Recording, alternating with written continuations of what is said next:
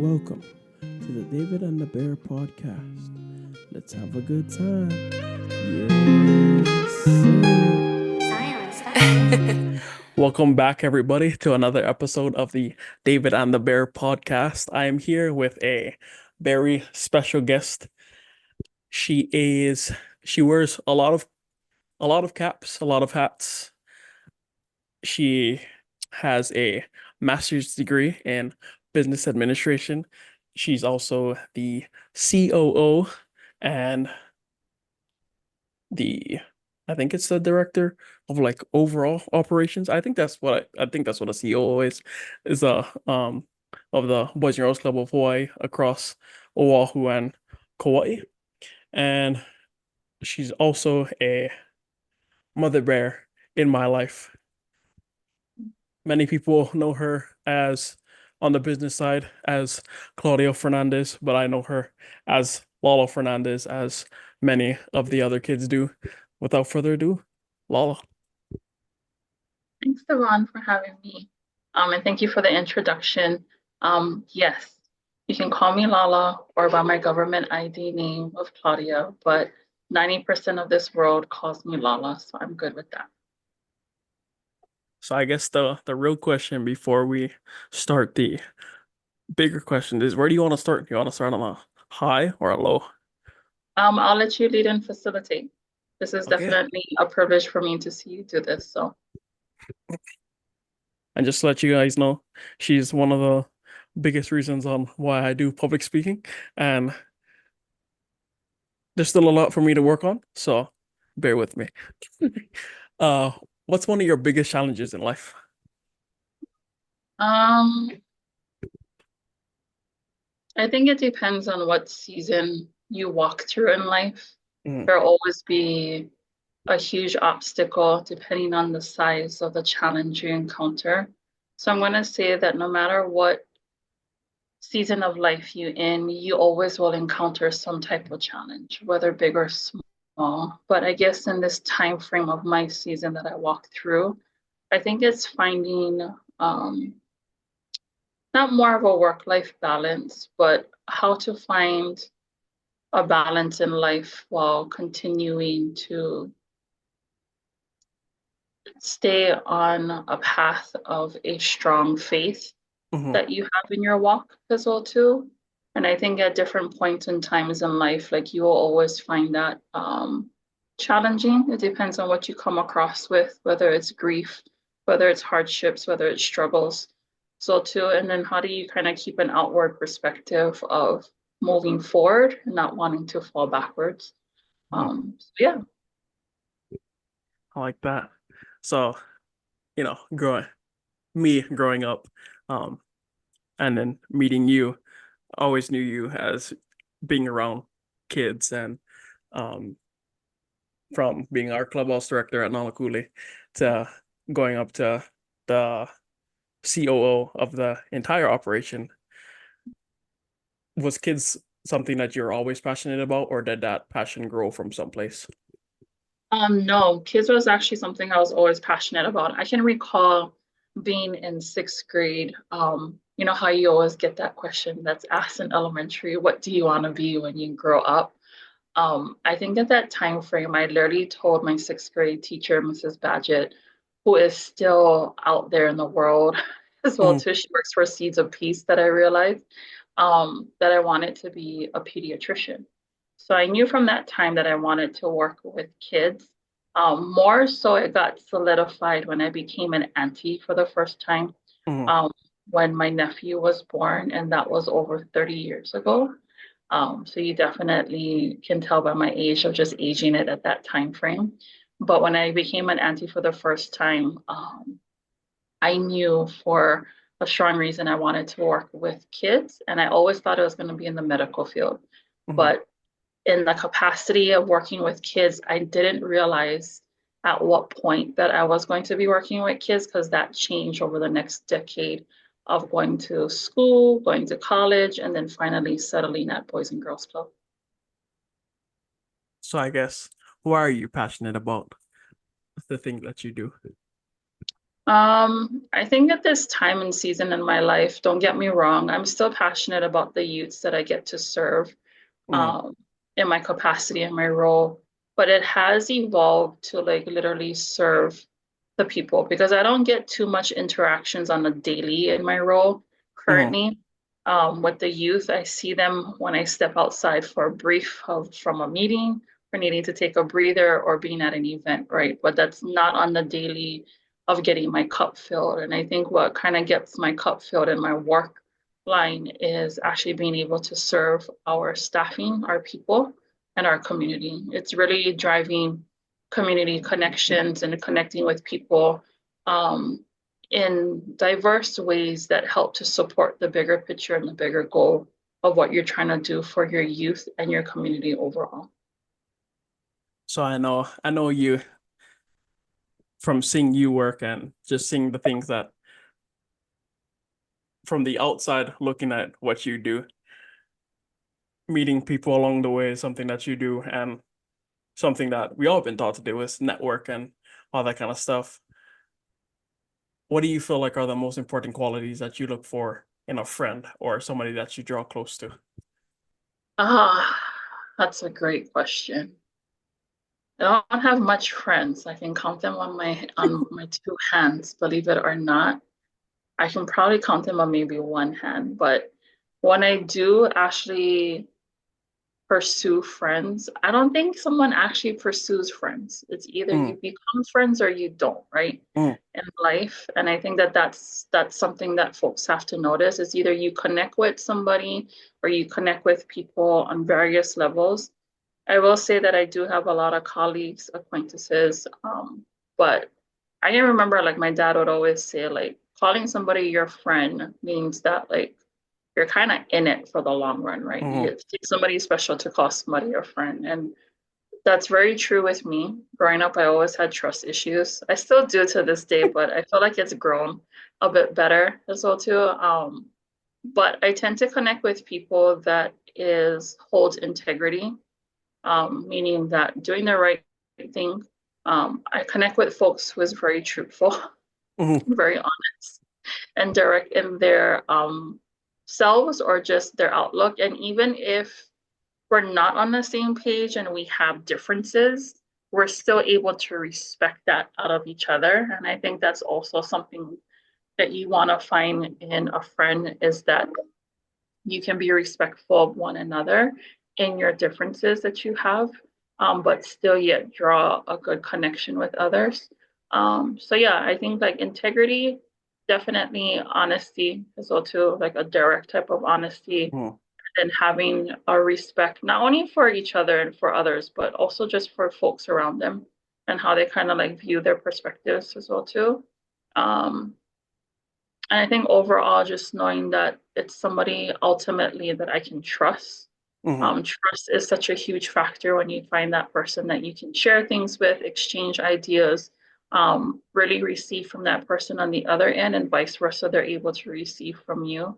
I always say any relationship, not only friendships, is it's a two-way street, right? Which means that I can come all the way to your end, but at some point, there's probably going to be days where I don't want to come over to your end, mm. and you might gotta come over to my end, and then some other days we might be meeting in the middle. So it varies along that way. But yeah, I think those are the qualities that I look for in friends. I guess Mm. if I'm looking for friends, I just say it's more of natural connections that happen. I like that. So do you feel like because in this day and age, a lot of it is like, oh yeah, we outgrow our friends. Do you feel like at a certain point, outgrowing friends is like a good thing or like something in the middle? I think it depends on where you're at in your season. I still have my best friend from high school that we're still best friends to this day after 30 plus years, believe it or not. And so we still connect every now and then. And it's kind of like picking up where you just left off. That's how you know Mm, you really have like good connections and friends. I still have great friends that I've been friends from when I was in college, and getting my master's degree and having a great cohort and a great group of circle around me. I always call my siblings my friends. I know some folks don't, but they're kind of like your family as part of your friendship circle, mm, who they kind of know you on a deeper level. So not as deep as your friends on external, but Yeah. they definitely know you on a day in, day out type of level more than others. But yeah, I think like you might outgrow friendships, but you only outgrow friendships when there's no connection Mm, being made as well too. And I think that takes on two parts as well too. If you're the only one investing in a friendship or any type of relationship, then I think it goes back to like, is it, have we outgrown this, right? Are you hanging on to something that doesn't want to be hanged on? And that's something to be okay with. And I think you have to be okay if those friendships or relationships you do outgrow. But I think for me, I don't know, it varies as well too. I still have my best friend from high school, I still have friends from college, and I still have my siblings around me. So so looking back at your long and flourishing life, what is your deepest regret? um I don't think I have a deepest regret. Um to have regret is to walk through life always looking back Mm, as well too. And that's not a life to live if you're always looking back, you know. But I can say that as I walk through Ford, I always make sure that I try to be better the next day than I was the day before as well too. And I can't say that I have a deep regret. I think a deep regret might be of not knowing my strength and who I was called to be in my faith a lot earlier, and definitely going through a lot more hard knocks early in life and taking definitely a couple good hard falls. But do I regret it? No. I think it definitely shaped me and molded me to where I needed to be now. I mhm, think if I didn't take those hard falls and those hard knocks in life, if I didn't do things that I regretted, if I didn't make the mistakes that I did, if I didn't literally struggle the way that I did, if I didn't encounter challenges the way that I did, I don't think I would have drawn to where I'm at now. I think I would have been a different person. What person that would have been, I have no idea. mhm, Do I want to go back and find out what that person would be? No. As well too. Am I content where I'm at um, in my walk? To a certain degree, but I think there's always folks and people that is always wanting, striving, or wanting more, not out of greed or envious. I think it's just that you have goals that you set for yourself in life that you're always wanting to get to that next goal, not getting up in a level. It's not about mhm, climbing a chain. It's not about climbing a ladder. It's not about getting that promotion, making that next dollar, making that next millions, or making that next award of success, right? It's literally about setting a goal, whether it's, is my family living in a good, healthy life, right? Am I mhm, actually living a good, healthy life where I'm not struggling physically? Is my health in good shape? Is my financial wealth in good shape? You know, I'm not saying I'm a millionaire, but am I not where I'm in debt, right? Or am I mhm. not where I'm struggling financially? So am I doing better the day that I'm in now than I was yesterday or last, you know? So if you could go back and tell young Lala something when you're going through those ups and downs in life, what would that something be? Trust God, even when you don't see it. Hmm. He still got you even before you was even thought of. I like that. So outside of working with kids, what gives your life meaning? Uh, besides my faith in God and my walk with Him, that's the ultimate goal of my meaning, but it really is my family. That literally helps to drive me to do what I do. I'm very close with all aspects of my family, whether it seems that I don't get to see them daily because of my job and how busy I am at work. But they definitely help to strive to give me meaning. It is definitely my countless nieces and nephews, and now my grandnieces, that helps to keep me moving into the next generation. Does that mean I want kids of my own? Not really. So too, I'm okay having everybody else's kids and then taking a break when I need to. But yeah, besides my faith in my walk in God, it really is my family that surrounds me after my job. I should say Speaking, before my job, not after my job. so speaking about your family, Who inspires you the most? In my family, Just overall. um, I don't know if there's somebody that inspires me, but I will say that my dad has always been the one that I looked up to. And this is my Hanai dad that Mm. has taken me under his wing. Um, and yeah, it's hard to find men that has definitely has the attributes and the characteristics like him as well too. But if there's one person in this lifetime that I ever glean to, and my siblings would always tell me that I have a hard time saying no to, it was always my dad, my Hanai dad as well too. So, but yeah, I can't say he inspires me because I think he does that with everyone around his life, but I can say that he definitely has mentored and poured into my life to make me better, and always pointed me to Jesus and to God. And Mm. that's the answer of where you need to live as well too. And just never forget your humble beginnings of where you come from. So looking at, the things that you do now, you know, going on stages, presenting in front of um big name people in their respective field. If you could send a message to a large group of people, one, who would those people be? And then two, what would your message say? Well, I don't like speaking in front of people. I actually am okay when I shove other people out there to speak in front of people. The reason why is because I like to be behind the scenes. So it's not that it's a desire or something that I would want to get on a platform with as well too. Um, but if I had no choice and it was a requirement for me to go in front of an audience and speak Let's to say let's people. say Patty said, Lala, you need to share this right now. I think it depends on what audience you're looking at and what aspect of my life am I speaking on. I get asked to speak in different aspects of whether majority of it is comes to work, Mhm. whether it's training, whether it's speaking to our youth, no matter if they're small or big. But in all honesty, I think the crowd that I wouldn't mind speaking to is the crowd that nobody wants them in as well too. And to say that,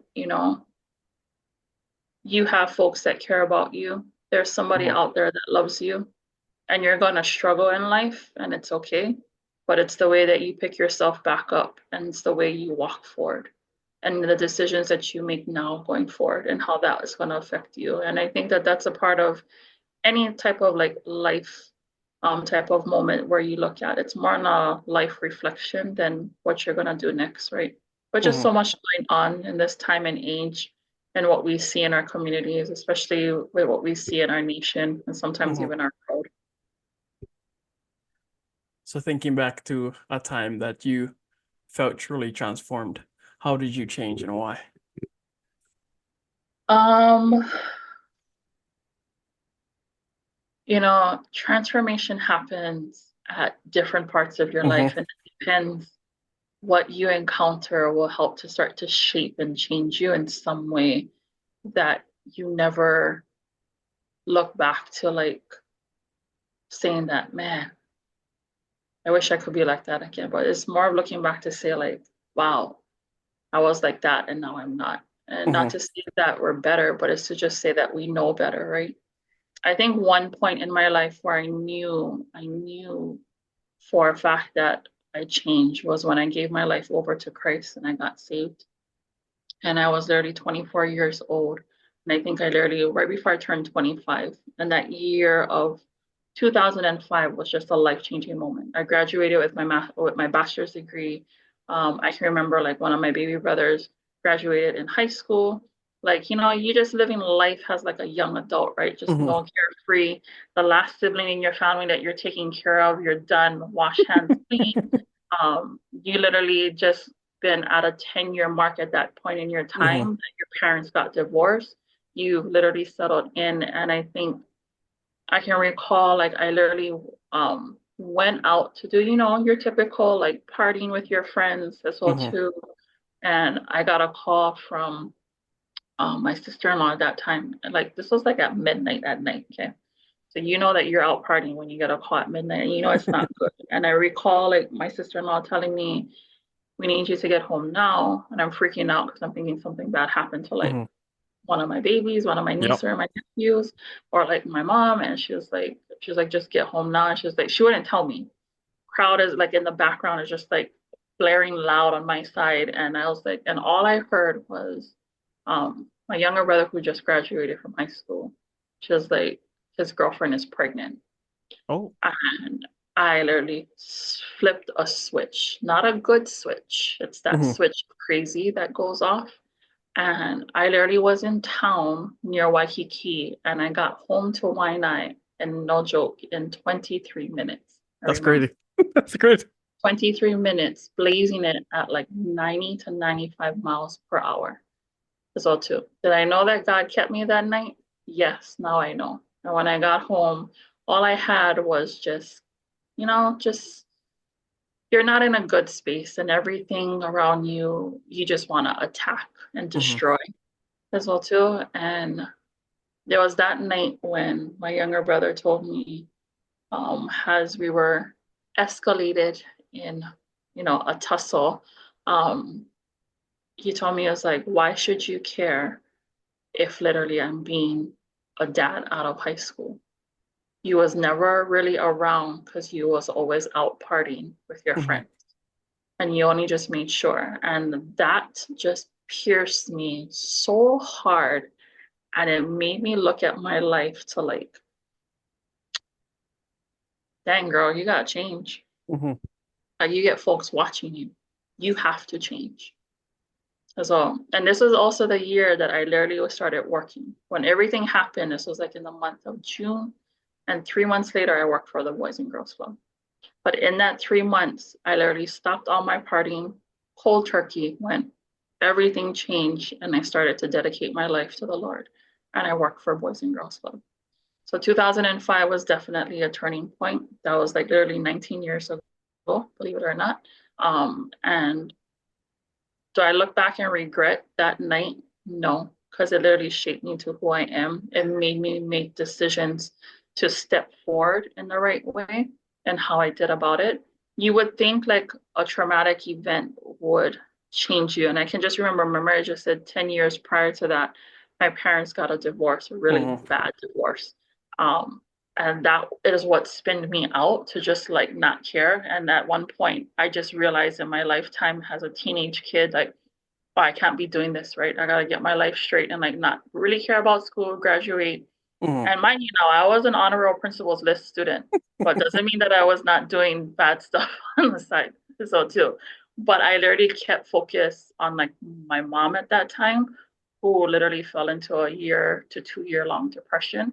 And she literally was the one that started to go to church because she needed an outlet for her through that divorce. And then at that time, I was like, I don't need church. Like, what is this Sizzle to? And so I got forced to go to church. You're that teenage kid that's getting forced to go to church. And I was like, I didn't care. I didn't Hmm. care about it. I didn't care about none of this as well too. And I say that in 2005 because it doesn't mean that I didn't have other turning points in my life that made me transform. My parents' divorce was one. Me finding my Hanai family and my struggles has like 2 years later when I was 16, 17 years old, and them taking me under their wing was another transformation of life. Hmm. That family literally taught me to like literally love and to trust as well too. Does that mean that I still know how to do it 100% openly? No, Hmm. but it's definitely better than where I was back in like in the 90s of where I was at as that teenage kid where I'm at now. And so yeah, I think like in 2005, I always keep up a dated poster in my room to remind me that that was the year that you truly got saved and you really gave your life to the Lord and you never turned back once as well too. I can remember growing up, like going to like a Baptist high school and like, salvation calls every Wednesday in Hmm. chapel. And then you just literally confess your sins of like literally doing whatever you did with your friends and stuff that week. And then that was it as well too. And then you went right back, right? And then do And them again. and you do them again and you're always in and out, not until 2005 even being under my Hanai family, even like in and out of church, like with my mom has a single mom. Like I didn't care. Like it's just like you had one foot in the door and one foot out the Hmm. door, and you wasn't really sold out for in my faith the way that I needed to until 2005. And again, you still struggle in your faith walk as well too, but for some reason I can remember always keep moving it forward. Even in my failures, even in my shortfalls, I just kept pressing forward and not reverted back to what I was, right? The day before, the year before. Hmm. Yeah. So, looking back at your life as a whole, what do you feel like is the most important lesson you've learned in life so far? Mm, important lesson that I've learned in life so far.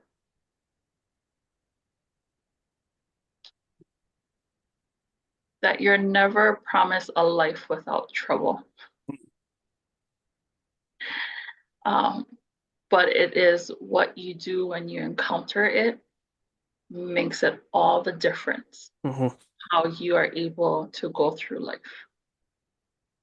Like that. Never promise a life without trouble.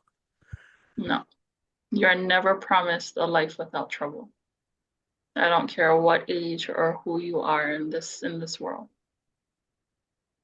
So, diving into the last two questions before I open up the floor to you to pose a question back to the podcast. What are some of the things you want to prevent your all of the kids that you take care of, your nieces and nephews, or the future generation from going through that you went through? Um,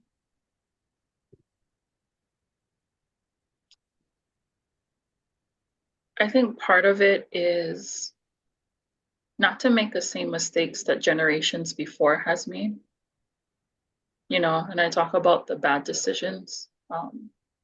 Right now, like in our community, there's so much like gun violence and just Hmm. violence in general. And I don't know if our generation was taught on how to like use healthy coping mechanisms Hmm. or what is a proper way or a sense of community or the values of aloha. I was partially brought up when I was a younger kid by my grandparents and how they help shape different viewpoints of my life, right? And Hmm. so I've always stated in this 19 years of my work that I can just remember like my grandparents, which my grandmother was telling me like, when I was younger, because I used to like nag right for your parents at that time when you're young. So too, because you just feel like your grandparents are being so unfair. You're at that time, you're kupuna. And so I was like used to it's like, don't forget, yeah. It's not only your parents that take care of you. Okay, Hmm. all of us, it's your village, yeah, which is, your grandparents, your auntie, your cousin, them, the neighbors across the street, right? Hmm. And so too. Like we all here to take care of you, so you all respect us like we your own parents. Hmm. And it's not any different. So too, so if somebody say you're doing something wrong, you correct it, you shape up in doing that. And it's helping them, they're watching out for you, vice versa. I'm not saying that all families and all communities like that. I know folks get like their families that is just like no ways, like you Hmm. cannot trust that part of my family or whatever, or my neighbor in that way. And I get it, I get it. But just in my younger childhood, I can just recall that it always takes a village to raise our a child, and I strongly still yet believe it. It's not one person and not one entity that can do Hmm. it. We all have our part to pour in the right way to our next generation and to our youth and to build them up to be better than what we were. And my thing as I look at it is that I want this next generation, I want my own kids, I want my own nieces and nephew to be better than what I am, you know, in that aspect. And better does not mean successful and Hmm. making $1 million in your pocket. Better is that if you see somebody that is in help, you're going to help because that's part of who you are innately. If you literally see somebody that is struggling, you're going to reach out a hand to give them a call. You're going to be respectful if somebody says that, hey, Gadama is like, oh, excuse me, and not really like Hmm. want to fight and react to want to fight back and be disrespectful. Being better is like literally going above and beyond and literally leading with values and morals in your life that you can literally look back to say that you are actually better than this generation or than us because you literally are flourishing and being fruitful in literally the characteristics and in the values that you uphold that is healthy and that is good and not things that is, not of the sort. Not to say, and again, not to say that this life is promised without trouble. Hmm. But when you do come into contact with it, there's going to be times where you're going to fall short in how you deal with those troubles. But I'm hoping that you're able to learn from those mistakes and literally look at it and move forward with it in a better way. We can just end the podcast right there, to be honest. That was too good. Um, the last question. It's a fun question. What's your theme song and why? Uh, you know, it's funny you asked that because I literally had a theme song. We were asked this in our college when I got my master's degree, and it was every time we walked into our class, one of our songs that described who we were, um, literally is what is going to be played. So we randomly, we just never know whose song it was. As Mm, well too. So when she would play it, we're like, oh my gosh, it's all too. So it'd be up to the person to review if that was their song or not. But mine's one was from Corin Hawthorne as well too, but Won't He Do It?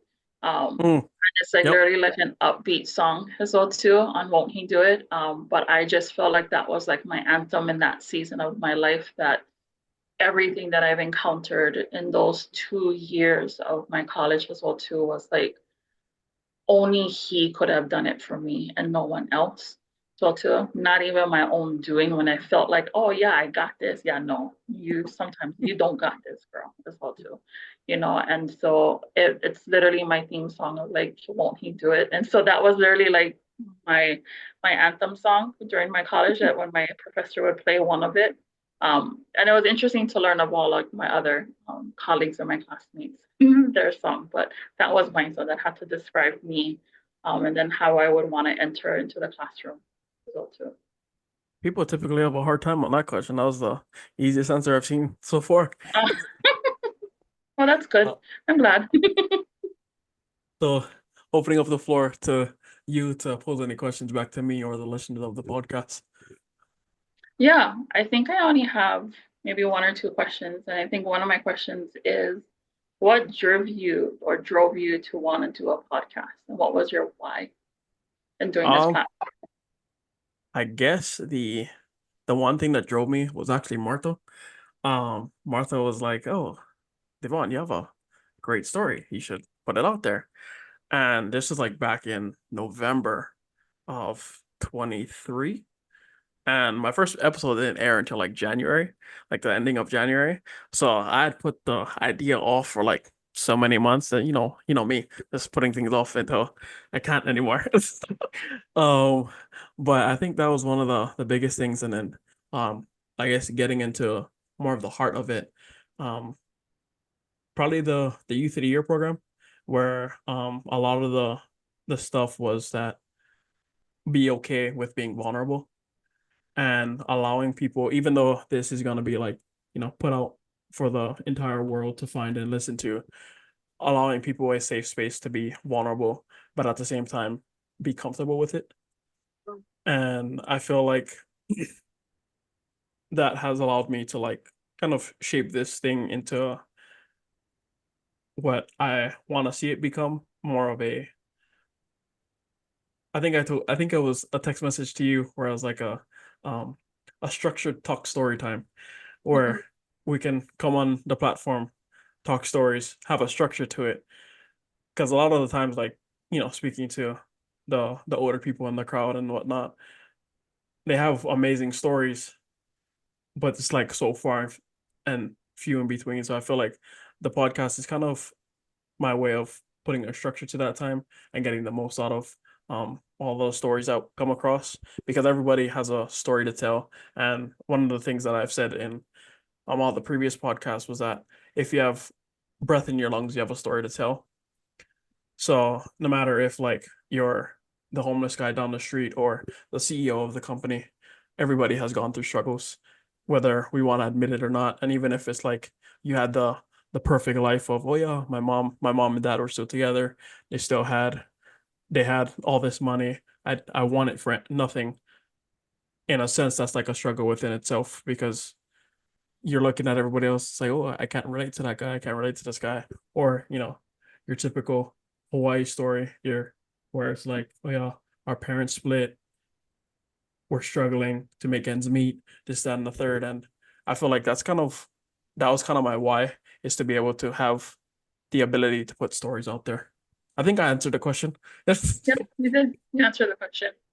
What is the theme or the meaning behind your title of your podcast?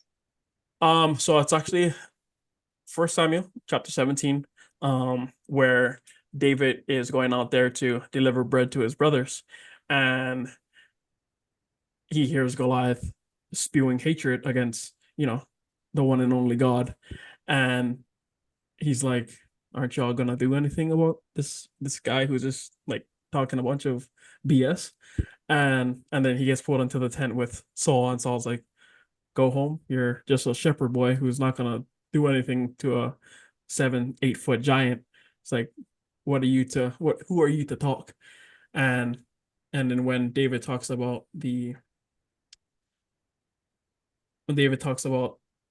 taking a sheep out, and then says, oh yeah, God delivered the bear into my hand. God delivered the lion into my hand. I could have went with David on the lion, but I feel like David on the bear has a better ring to it. I don't know. It's just me though. But I feel like that's kind of where my mind went. And then like I had said earlier,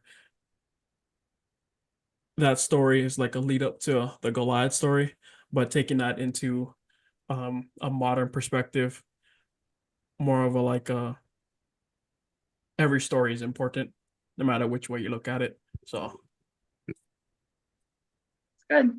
And my second question is, because that was just a follow-up to your podcast one, is you talked about stories, and I know you have brought in other folks to be a part of your podcast prior to me, and I know that there will probably be many more after me. mhm.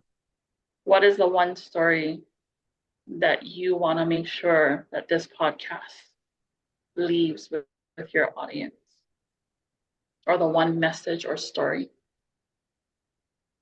I feel like the one message, and I feel like so far the podcast has done a great job to portray it, is that and you even said it like twice today, was just, it's okay to go through troubles and it's okay not to be okay, but it's not okay to stay there. Yeah. And you always have to find a way to grow and be better day in and day out, because there's like, I forgot what I was listening to, but um talking about, there's like, everybody says, oh yeah, the only way, when you hit rock bottom, the only way to go is up. That's wrong, because there's two things that can happen when you hit rock bottom. You can hit rock bottom and you can stay there and you'll move laterally, or you can move vertically. So I feel like that's one of the biggest driving factors, is always remember to keep moving vertical and not horizontal, because horizontal is still movement. And everybody's like, oh yeah, movement is always good, even the smallest movements. And in a sense, yes, that's true, but at the bigger scheme of things, you can move left and right all you want to. That doesn't mean you're going to go anywhere. So I feel like that's the biggest thing that I want to drive home, is that it's okay to not be okay, but it's not okay to stay there. Good. Yeah. Yeah, that's it for me on my questions. So with the closing question, what is one piece of advice you can share with the listeners of the podcast? Um,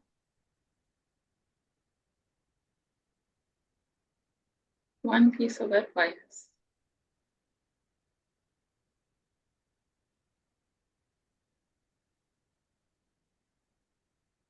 There's many. I don't want to give one. I think as people listen to any podcast, as I listen to anybody in life, is the one that you make the connection to and whoever you're listening to in life, whether it's over a podcast, whether it's in person, whether it's over a stage, whether if it's over some type of media platform, Mm-hmm. is just to connect with it on a healthy, positive level.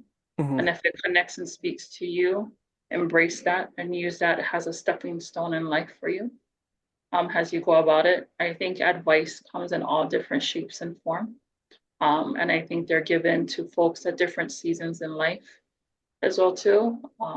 But yeah, I think if I can just say is like just stay true to who you are. And who you are is not being bitter and stuff and where you're at, right? It's literally looking at where you want to grow, but being authentic to yourself. That's what being true is. It's being authentic to yourself, not putting on a front, but who you can be without folks looking, without folks knowing.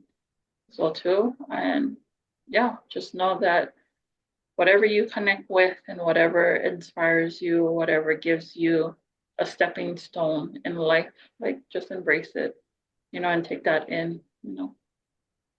Like that. So Yeah, thank you, Lala, for hopping on the podcast with me. We do yeah, you're appreciate it welcome. over here. And like I said, guys, she is an amazing individual. She has allowed me to shed many tears in her office. She's a great person. If y'all ever need somebody to talk to, y'all gonna have to set a meeting with her. But y'all can get it done anyway. She has a When she said she's busy, she is not lying about that. She is always busy all the time.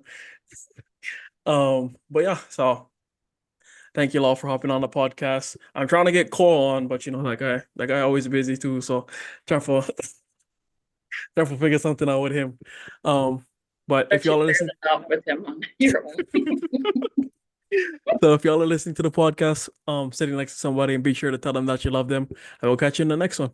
Thank you for listening to the David and the Bear podcast. Thank you for listening to the David and the Bear podcast, where every story ends in victory. Yes, sir.